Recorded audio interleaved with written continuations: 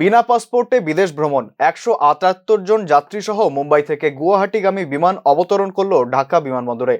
শনিবার ভারতীয় সময় ভোর 4টে নাগাদ 178 জন যাত্রী সহ মুম্বাই থেকে গুয়াহাটিগামী ইন্ডিগো এয়ারলাইন্সের একটি বিমান ঢাকার হজরত শাহজালাল আন্তর্জাতিক বিমানবন্দরে জরুরি অবতরণ করানো হয়েছে। ঘন কুয়াশার কারণে বিমানটিকে বাংলাদেশের দিকে ঘুরিয়ে দেওয়া হয়।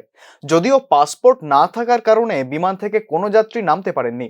ইন্ডিগো কর্তৃপক্ষ জানিয়েছে, ঘন কুয়াশার কারণে মুম্বাই থেকে গুয়াহাটিগামী ইন্ডিগোর 6E5319 ফ্লাইটটিকে ঢাকা বিমানবন্দরে জরুরি অবতরণ করাতে হয়।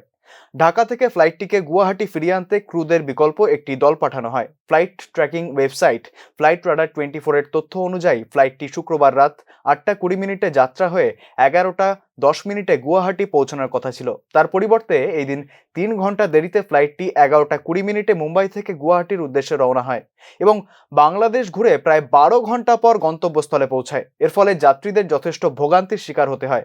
ঢাকা বিমানবন্দরে ঘন্টার পর ঘন্টা বিমানের ভিতরেই বসে অপেক্ষা করতে হয় যাত্রীদের মধ্যে অনেকেই সামাজিক মাধ্যমে পোস্ট করে নিজেদের এই ভোগান্তির কথা জানান।